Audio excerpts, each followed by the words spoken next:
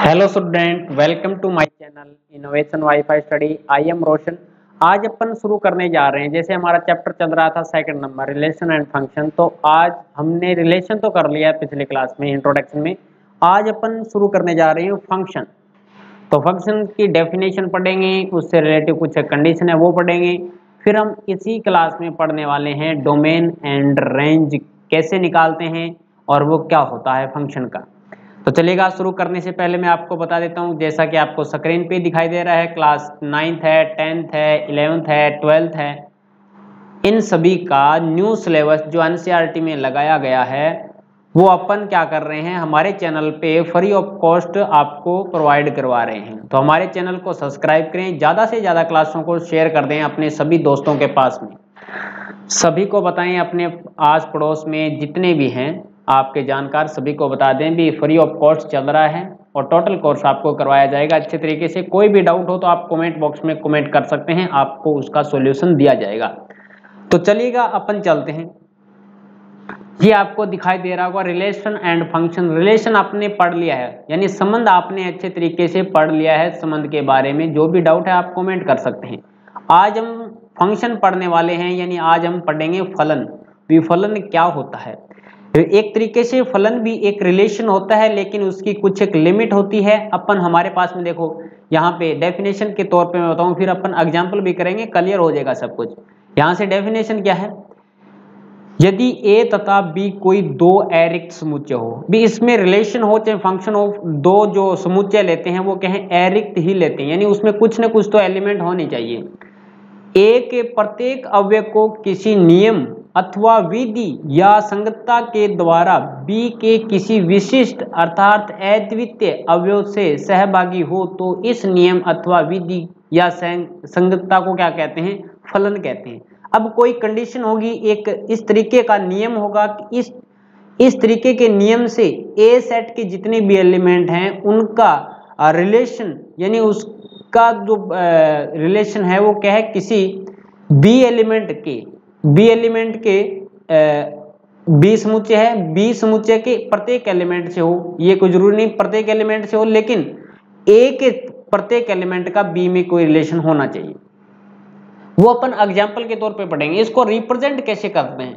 अब देखो, इसको रिप्रेजेंट करने का क्या फॉर्मूला होता है। जैसे हमारे पास में कोई फंक्शन है f, इस प्रकार से डिफाइन है कि a से b में है। a यहाँ पे हमारे पास में समुच्चय है, b भी एक समुच्चय है, दोनों अरिक्त समुच्चय है। तो अब हमारे पास में समुच्चय a से b में इस प्रकार हम परिभाषित करते हैं फलन को। जैसे हमारे पास में एक समुच्चय आ गया a और ये हमारे पास में कोई समुच्चय आ गया b, तो समुच्चय a को f से रिप्रेजेंट करते हैं इस प्रकार से, और ये हमारे पास में क्या है, समुच्चय b है। तो इसको रिप्रेजेंट करने का यही तरीका है कि किस प्रकार से फलन को रिप्रेजेंट करते हैं।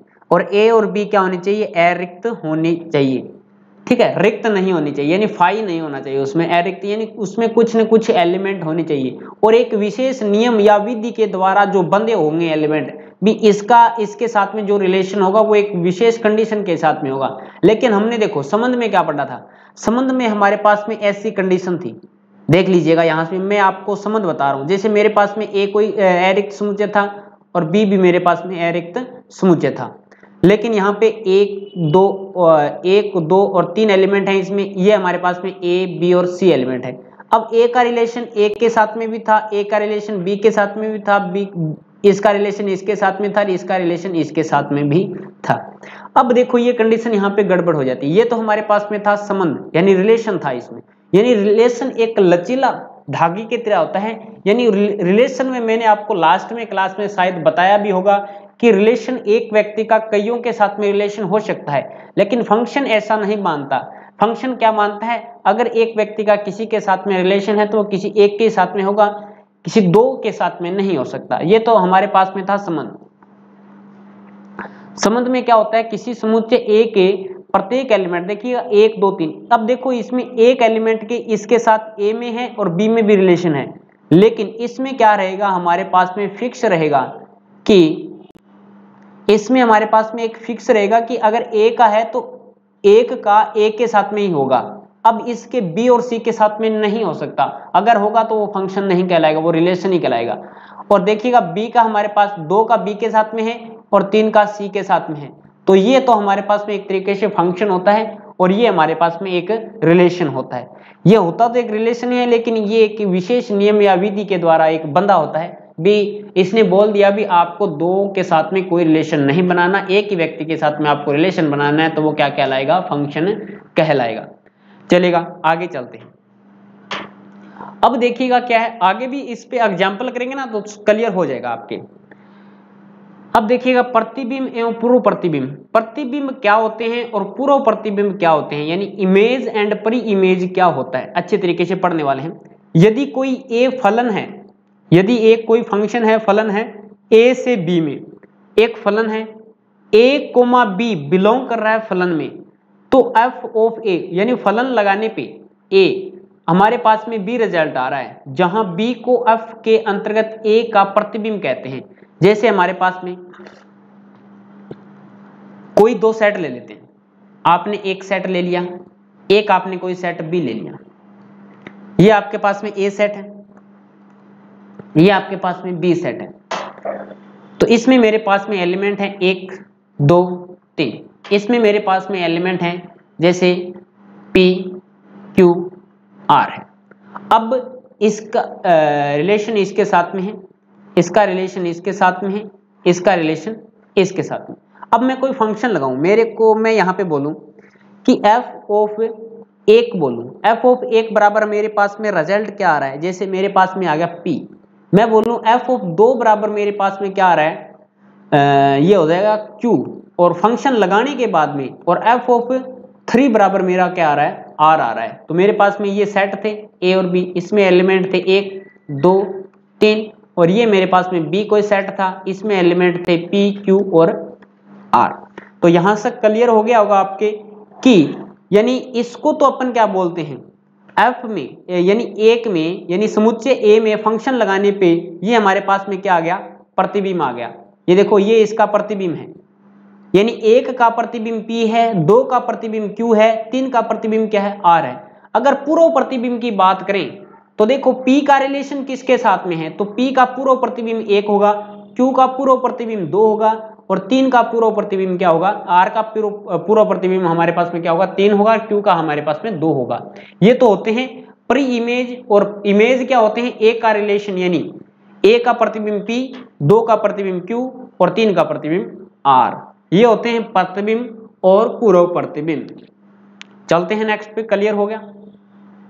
अब देखो क्या होता है, जैसे हमने पीछे भी समझ में भी पढ़ लिया है, प्रांत क्या होते हैं, सह प्रांत क्या होते हैं और परिसर क्या होते हैं। तो डेफिनेशन तो वही है, लेकिन इसका निकालने का तरीका अपन निकालेंगे, फलन का प्रांत कैसे निकालते हैं, परिसर कैसे निकालते हैं। तो यहां से देखिएगा domain, codomain and range. Domain को अपन प्रांत बोलते हैं, कोडोमेन को सह प्रांत बोलते हैं, रेंज को अपन क्या बोलते हैं, परिसर बोलते हैं। ऑफ ए फंक्शन, फंक्शन की निकालनी है। यदि a तथा b कोई 2 अरिक्त समुच्चय है, रिक्त नहीं है, अरिक्त आ रहा है बार बार, तो उसमें आपको मान लेना है कोई 2 समुच्चय लोगे उसमें कुछ न कुछ एलिमेंट होने चाहिए, तथा f समुच्चय a से समुच्चय b में एक फलन है, यानी इस प्रकार से इसने डिफाइन कर दिया, फलन है कोई a से b में और a और b अरिक्त समुच्चय हैं, तो समुच्चय a को फलन का क्या बोलते हैं, प्रांत बोलते हैं।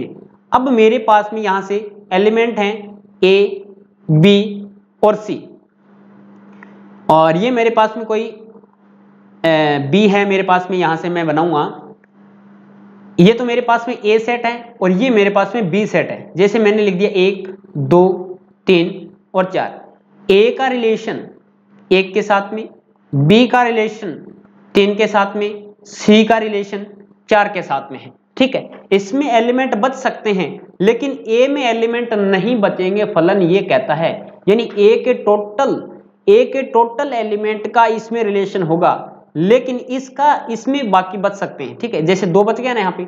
अब यही मैं आपको समझाने जा रहा हूं कि समुच्चय a को फलन का प्रांत बोलते हैं, तो ये हमारे पास में क्या होगा, प्रांत होगा, ये तो हमारे पास में प्रांत होगा। समुच्चय b को सहप्रांत बोलते हैं, इसको अपन क्या बोलते हैं, सहप्रांत बोलते हैं। अच्छे तरीके से मैंने पहले भी बता चुका हूं, चलिएगा यहां पर भी और बताते हैं। कोडोमेन, इसको डोमेन बोलते हैं, इसको कोडोमेन बोलते हैं। और समुच्चय बी के उन अवयवों का समुच्चय जो ए के अवयवों के प्रतिबिंब हैं। अब देखो मेरे पास में परिसर क्या बोल रहा है, मैं यहां पे लिखूंगा, देखो फलन का क्या लिखूंगा,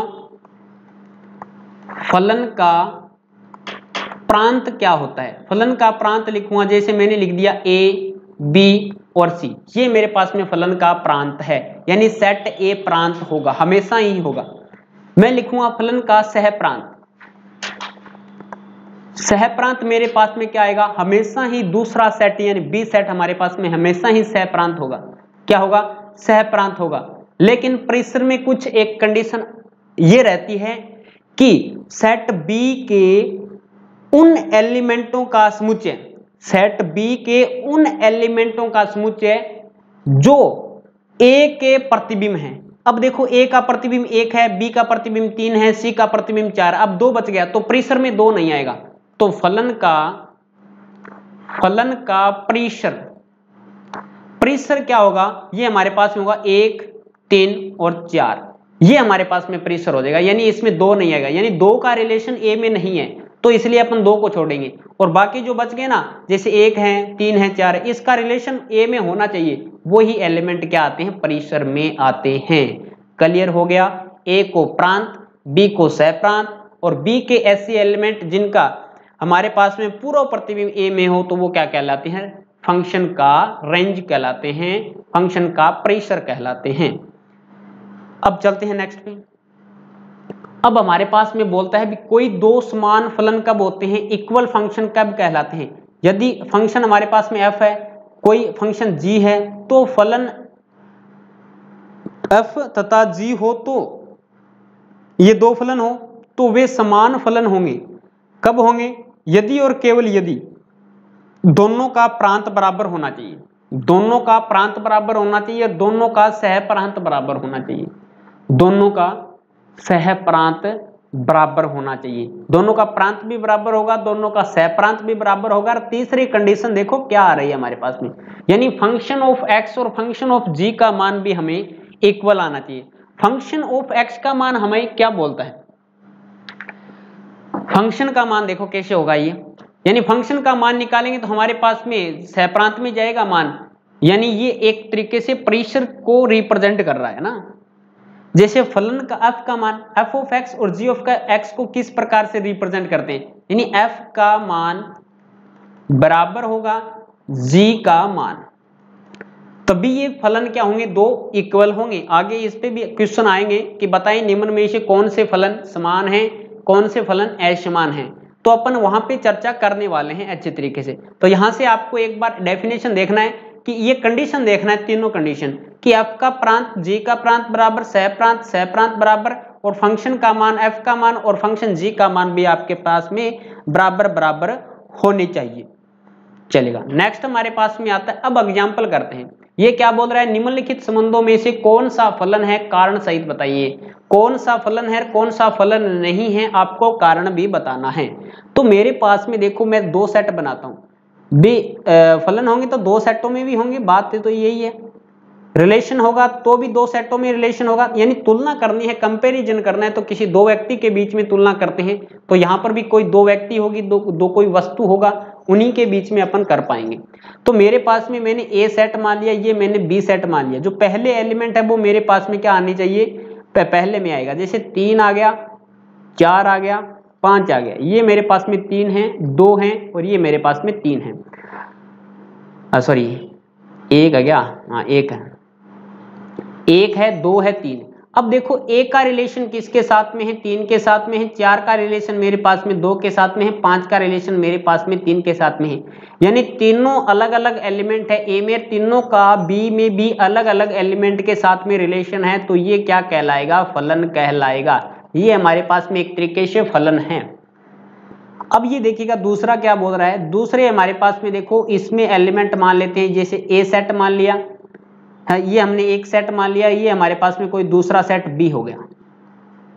इसमें देखो एलिमेंट जो पहले अवयव होंगे वो सेट ए में होंगे, तो 3 3 4 5, 3 3 4 5 आ गया हमारे पास में, यही है ना R2 में 3 3 4 5।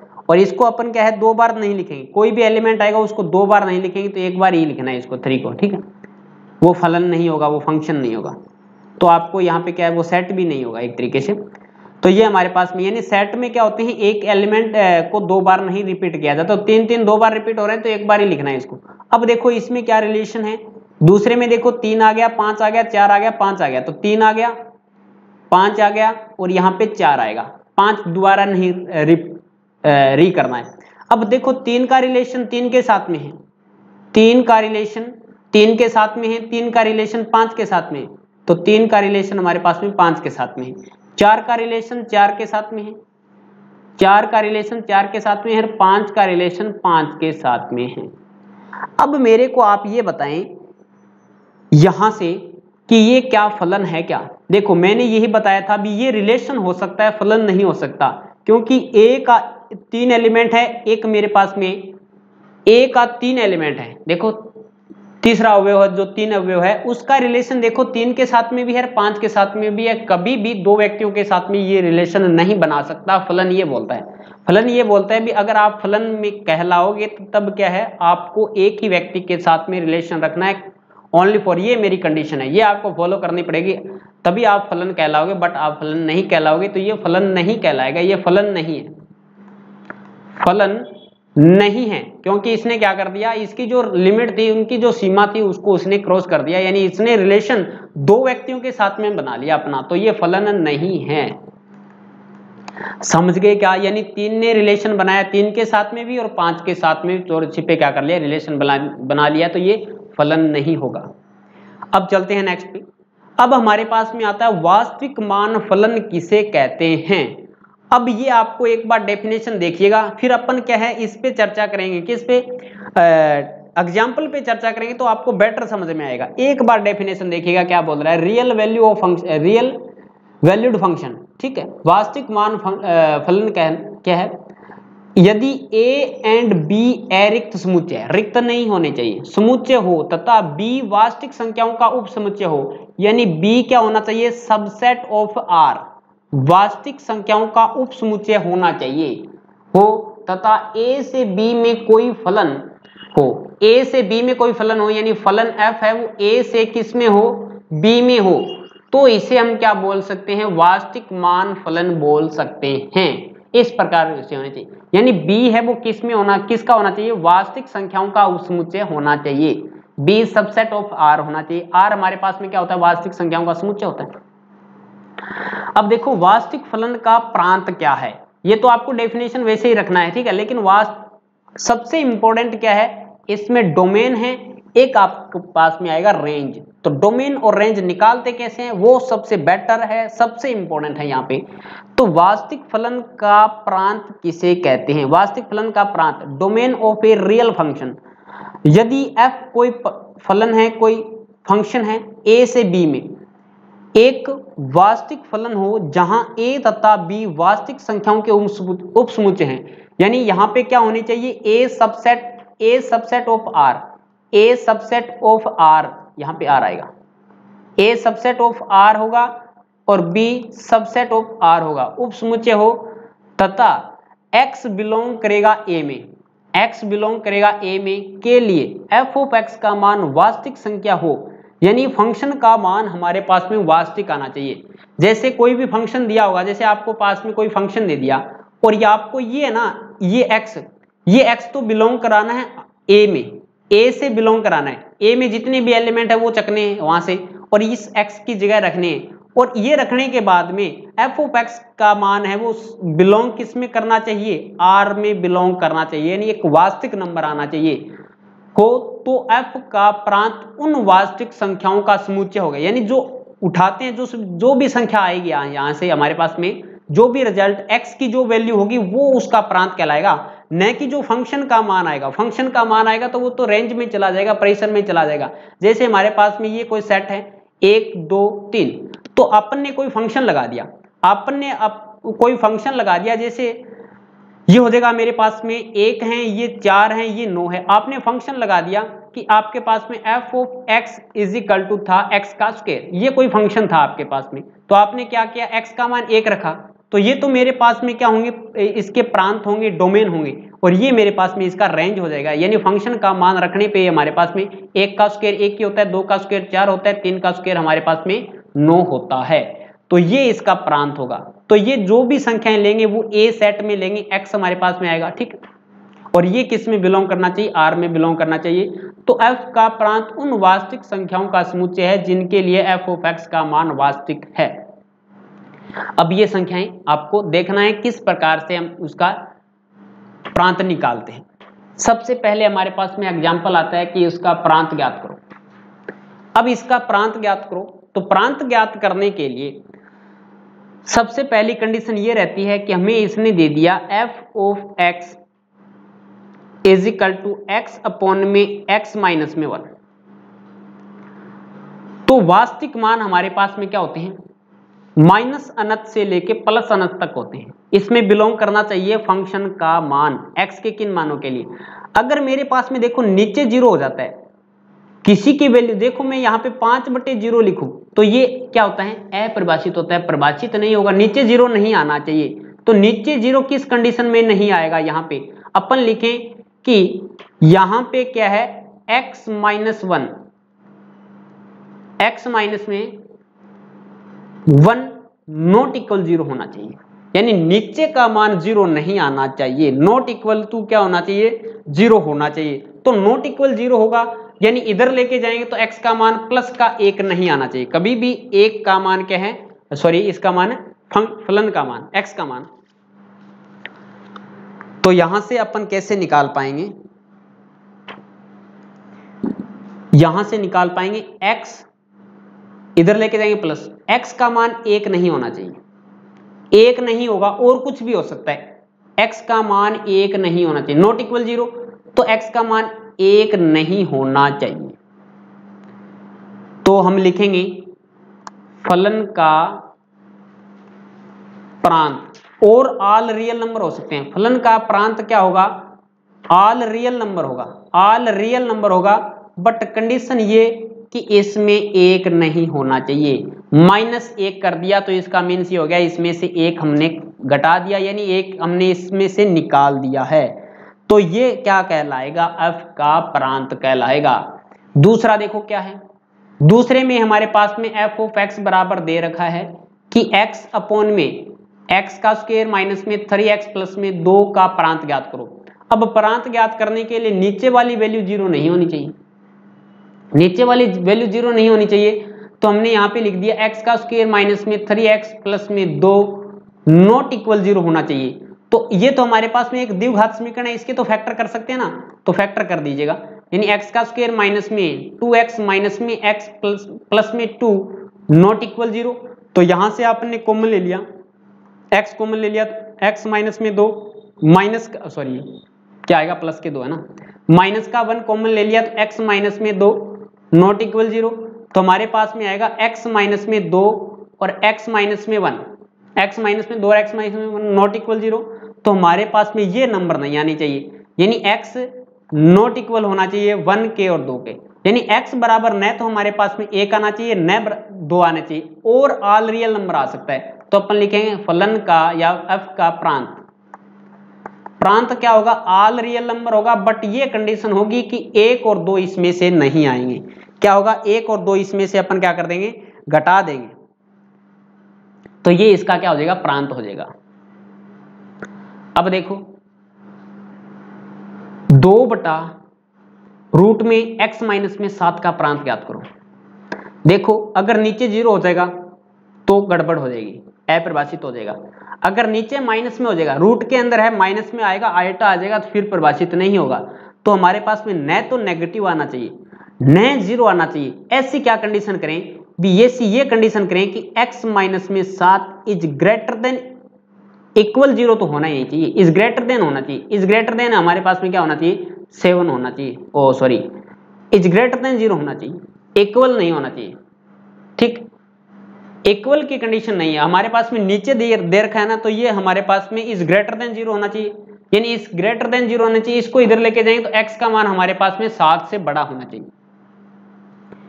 तो यहां से देखो इधर लेके जाएंगे x ये इधर जाएगा तो ये ग्रेटर देन 7 आ जाएगा, यानी x का मान हमारे पास में ग्रेटर देन 7 होना चाहिए। ग्रेटर देन 7 का मीन्स तो नेगेटिव वाले तो कट गए ना, रियल नंबर में नेगेटिव तो कट गया और 7 भी कट गया, 7 भी कट गया। देखो संख्या रेखा है हमारे पास में, ये संख्या रेखा पे हमारे पास में ये 7 आ गया। इधर हमारे पास में क्या है, माइनस का इनफाइनाइट है, इधर हमारे पास में प्लस का इनफाइनाइट है, ये 7 आ गया। 7 से बड़ा बड़ा होना चाहिए, 7 भी नहीं होना चाहिए। 7 तो इस कंडीशन में आगा, अगर इक्वल 0 की कंडीशन हो तो 7 को ले सकते हैं, तो यहाँ पे अपन 7 को नहीं लेंगे, नहीं लेंगे। अब देखो मैंने आपको ओपन इंटरवल और क्लोज इंटरवल करवाया था, विवृत अंतराल और वो करवाए थे आपको, ठीक है, खुला अंतराल और बंद अंतराल। तो यहां से आपको आपके पास में क्या कंडीशन आएगी, इसकी रेंज क्या होगी, सॉरी इसका प्रांत क्या होगा, तो फलन का या एफ का प्रांत हमारे पास में हो जाएगा, यानी छोटे ब्रैकेट का मीन्स क्या है, इस 7 से बड़ा मान लेना है, इस 7 को नहीं लेना। और बड़े इस प्रकार से मैं लगा दूं, यानी बड़ा ब्रैकेट लगाऊं तो मेरे पास में ये 7 का मान आएगा। लेकिन मैंने अगर छोटा ब्रैकेट लगाया है तो आप समझिएगा कि इसमें 7 तक कभी भी नहीं आएगा। और कहां तक चला जाएगा मान चला जाएगा प्लस इनफाइनाइट तक। तो मेरे पास में इसकी जो डोमेन आएगी वो क्या आएगी, 7 और इनफाइनाइट आएगा, यानी 7 से बड़ा बड़ा पॉजिटिव मान आएगा।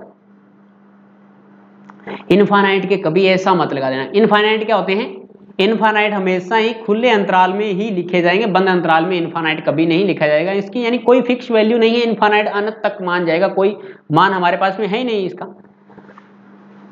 तो ये इसका क्या हो गया, प्रांत हो गया। अब देखो इसके नीचे क्या है, अब इसके नीचे जो वैल्यू है इसका मान ग्रेटर देन 0 होना चाहिए, नेगेटिव नहीं आना चाहिए। तो ये हमारे पास में 2 माइनस में x का स्क्वायर इज ग्रेटर देन 0 होना चाहिए, इस ग्रेटर देन 0 होना चाहिए। तो मैं पूरे में से x कॉमन माइनस कॉमन लेता हूं, माइनस कॉमन ले लिया तो मेरे पास में आ गया x का स्क्वायर माइनस में 2 इज ग्रेटर देन 0।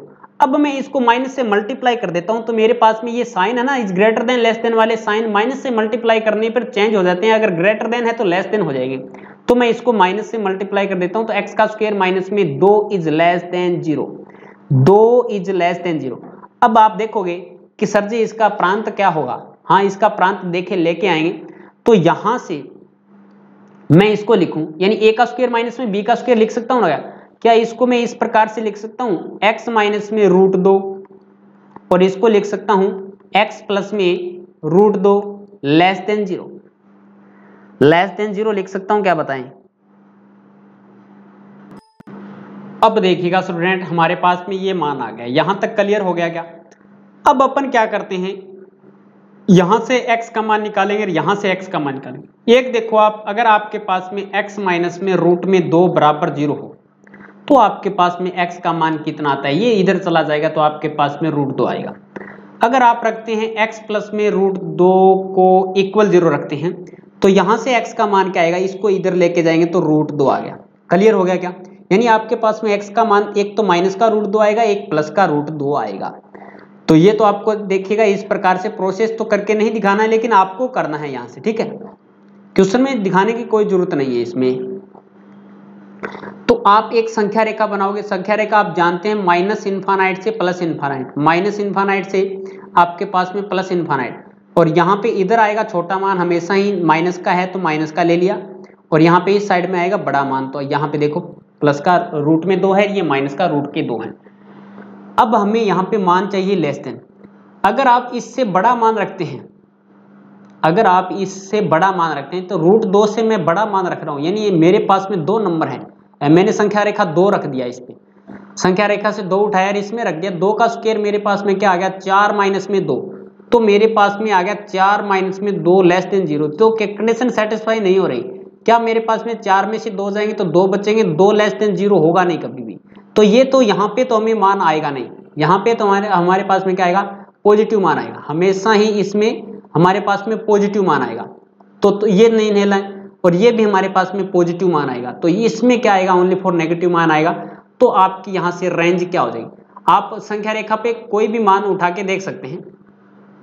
अगर इससे मान उठाओगे यानी माइनस √2 से छोटा उठा लो, अगर आप माइनस के √3 उठाते हो, माइनस के √3 उठाते हो तो यहाँ पे मान कितना आएगा, देख लो आप कि सर जी आप यहाँ पे माइनस आएगा, माइनस नहीं आएगा।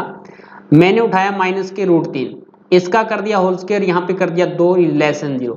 माइनस के रूट 3 का होल स्क्वायर, माइनस से माइनस कैंसिल हो जाएगा क्योंकि स्क्वायर है तो कैंसिल हो जाएगा, और रूट से स्क्वायर कैंसिल करेंगे तो 3 माइनस में 2 लेस देन 0, 3 में से 2 जाएगा तो 1 लेस देन 0 कभी भी नहीं हो सकता, अभी 1 0 से छोटा कभी नहीं हो सकता, तो ये भी पॉसिबल नहीं है। तो ओनली फॉर इसके बीच में न तो हमारे पास में रूट 2।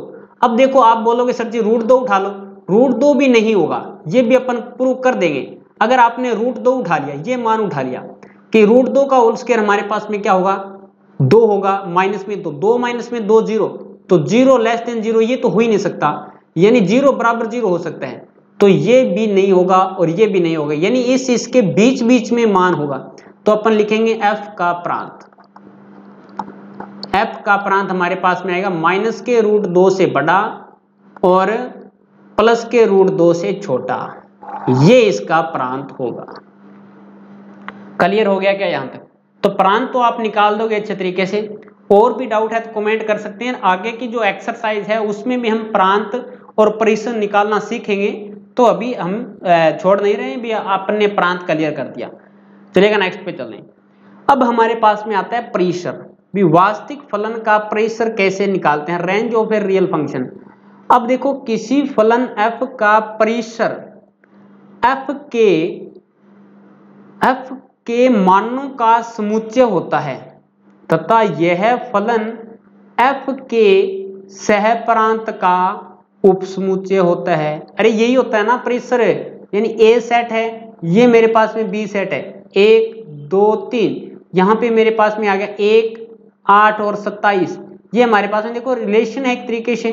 तो ये इसमें जो भी एलिमेंट है वो क्या है परिसर होंगे, ये हमारे पास में प्रांत होंगे, और ये एक सहप्रांत का सबसेट भी है ना, सहप्रांत में हमारे पास में यहाँ पे 30 भी आ सकता है, तो ये इसमें सारे के सारे एलिमेंट इसमें होंगे, सहप्रांत में होंगे, सहप्रांत का क्या होगा ये सबसेट होगा।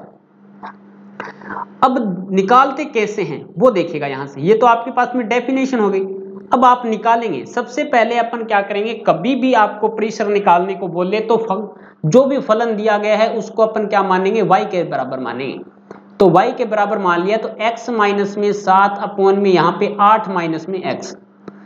अब ये तो y के बराबर है, अब पूरे फंक्शन को चेंज कर दो, यानी आपको इस फंक्शन को x के बराबर बनाना है, x के बराबर y की टर्म में बनाना है। तो कैसे बनाएंगे, अपन क्या करेंगे, इसका क्रॉस मल्टीप्लाई कर देंगे, तो y का मल्टीप्लाई यहाँ पे 8 माइनस में x बराबर आएगा x माइनस में 7, x माइनस में 7 आएगा।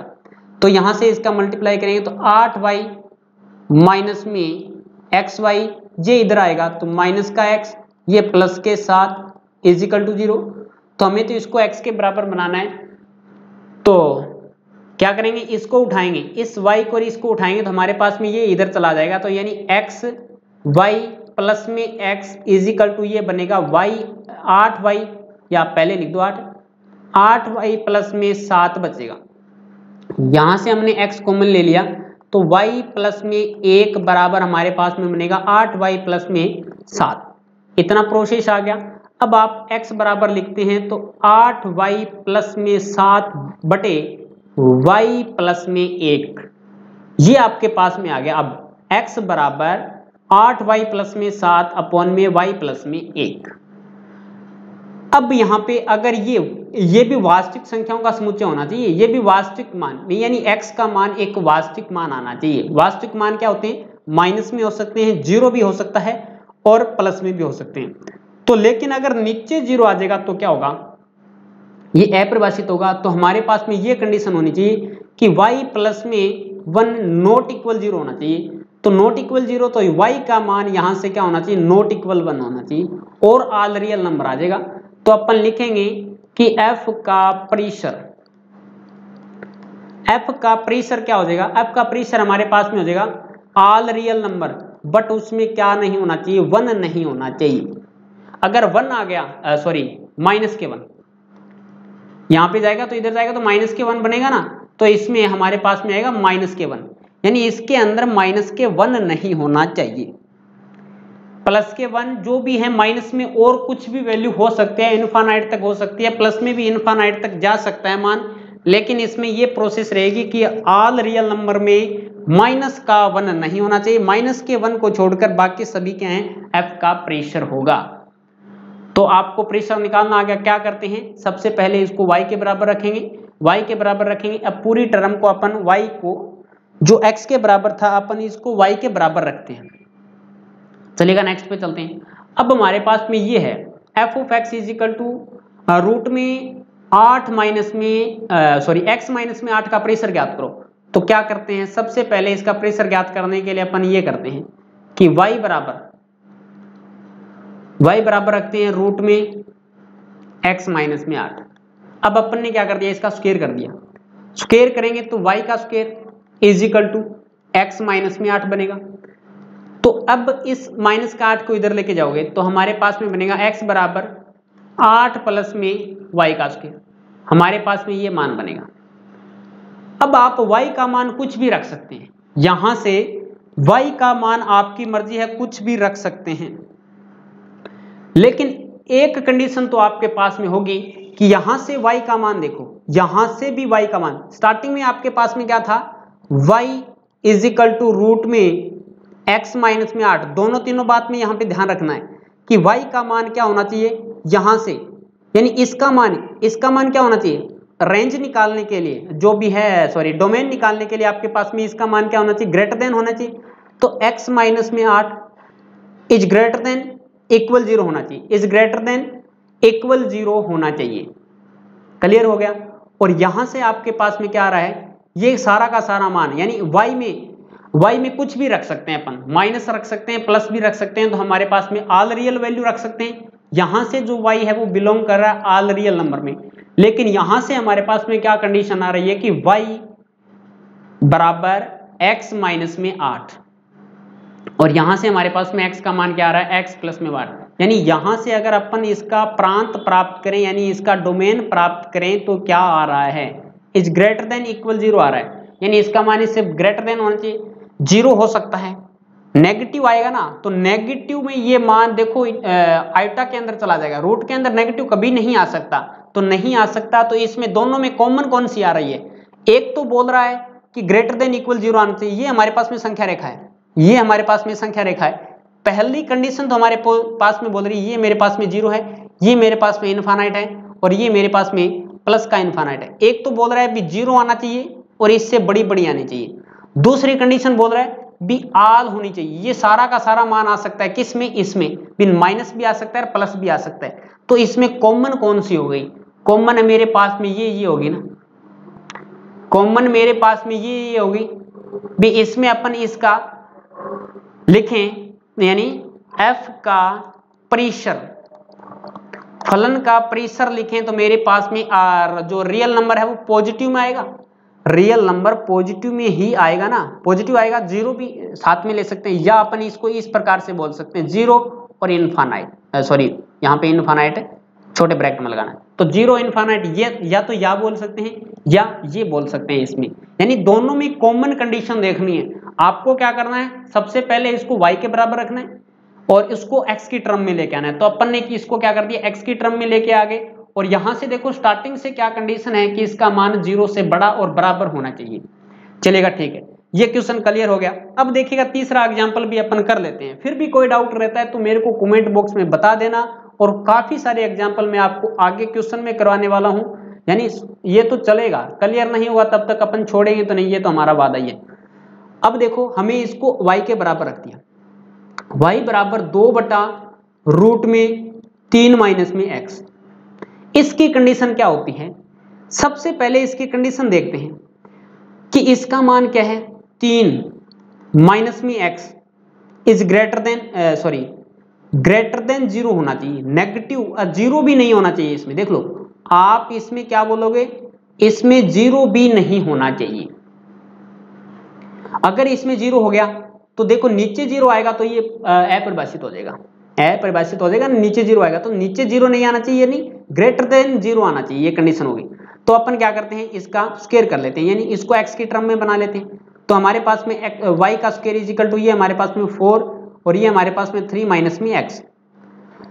तो इसको इधर लेके जाएंगे तो 3 माइनस में x इज इक्वल टू हमने लिख दिया 4 अपॉन में y का स्क्वायर। अब x को इधर लेके जाएंगे, इसको इधर लेके आएंगे तो हमारे पास में x बराबर क्या आएगा, 3 माइनस में 4 अपॉन में y का स्क्वायर, तो एलसीएम लेते हैं, तो x बराबर हमारे पास में आ गया 3y माइनस में 4 अपॉन में क्या आएगा y का स्क्वायर आ गया।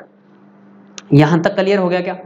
अब हमें बताना है, तो यहां से 3y माइनस में 4 अपॉन में y का स्क्वायर है। अब इसमें तो अपन कुछ भी रख सकते हैं ना, y का स्क्वायर है यहाँ पे, ठीक है, y का 3y का स्क्वायर माइनस में 4। और ये कंडीशन क्या बोल रही है? संख्या रेखा बनाते हैं सबसे पहले, इससे ज्यादा बेटर समझ में आएगा। संख्या रेखा पे यहाँ पे 0 है, यहाँ पे मेरे पास में प्लस का इन्फानाइट है और ये मेरे पास में माइनस का इन्फानाइट है। सबसे पहली कंडीशन तो ये बोल रहा है कि इसका मान 0 से बड़ा होना चाहिए, यानी 0 को छोड़कर इससे ग्रेटर देन होना चाहिए। 0 को साथ में लेना ही नहीं, यहाँ पे होल नंबर है, यहाँ पे 0 की जगह होल नंबर है। और ये बोल रहा है कि इसमें आप ऑल रियल नंबर ले सकते हैं, ऑल रियल नंबर ले सकते हैं, लेकिन इसमें 0 नहीं ले सकते। देखो अगर नीचे 0 आएगा तो फिर कंडीशन गड़बड़ाएगी। तो यहाँ से y स्क्वायर नॉट इक्वल 0, तो यहाँ पर भी 0 नहीं लेना है। और इसमें आप ऑल रियल नंबर और कुछ भी ले सकते हैं, यानी इसमें कुछ भी ले सकते हैं। तो इसमें देखो दोनों में कॉमन कौन सा पार्ट आ रहा है, यानी इस 0 को भी छोड़ दो और इस नेगेटिव पार्ट को भी छोड़ दो, तो हमारे पास में कॉमन तो ये भाग आ रहा ना, कॉमन ये भाग आ रहा है। तो अपन लिखेंगे f का प्रेशर। f का प्रेशर क्या होगा? f का प्रेशर हमारे पास में होगा प्लस का r या रियल नंबर बोल सकते हैं, या अपन ये बोल सकते हैं इसमें 0 तो लेना ही नहीं है, तो 0 नहीं लेना है, तो 0 कोमा इनफाइनाइट, 0 कोमा इनफाइनाइट, यानी ये भी दोनों भी खुले अंतराल में लिखेंगे, बंद अंतराल में नहीं लिखेंगे। तो यहां से यानी इसका मीन्स क्या हो गया? 0 लेना है और 0 से बड़ा मान लेना है, प्लस के इनफाइनाइट में लेना है। तो ये इसका प्रेशर हो गया। तो आज की क्लास में अपन ने क्या किया है? फंक्शन किया है, फलन किया है। फलन से रिलेटिव कुछ एक डेफिनेशन थी, प्रतिचित्रण है, चलिएगा ये आपने कर लिया होगा। फंक्शन से संबंधित और भी कुछ एक कंडीशन थी। फिर हमने पढ़ा था फलन का प्रांत, फलन का सहप्रांत, फलन का प्रेशर, तो ये भी क्लियर हो गया होगा। फिर भी कोई डाउट है तो आप कमेंट बॉक्स में कमेंट कर सकते हैं। अब इसके बाद में अपन क्या है, सबसे इंपॉर्टेंट ये है ना, प्रांत है, प्रेशर है, सहप्रांत है, आगे जाके बहुत काम में आने वाले हैं। तो इसको यहाँ पर ही भी हम क्या करेंगे? कंप्लीट करेंगे। आगे जो ग्राफ है हमारे पास में, जैसे परवलय का है, e⁻x का ग्राफ है, log x का ग्राफ है, सरल रेखा का ग्राफ है, वर्त का ग्राफ है, जितने भी ग्राफ आएंगे सारे के सारे, वर्ग का ग्राफ है, क्यूब का ग्राफ है, कैसे ग्राफ बनते हैं, क्या क्या उसकी प्रॉपर्टी होती है, क्या क्या कंडीशन होती है, किस प्रकार से बनेंगे, वो अपन नेक्स्ट क्लास में अच्छे तरीके से पढ़ने वाले हैं। तो ये क्लास आपको पसंद आई हो तो लाइक करना, शेयर करना, चैनल को सब्सक्राइब करना मत भूलिए, और यहाँ से पास में लगी बेल आइकन को जरूर दबा लेना, ताकि हमारे चैनल पे आने वाली प्रत्येक वीडियो का नोटिफिकेशन आपको मिलता रहे। ठीक है, तो आज की क्लास में इतना ही।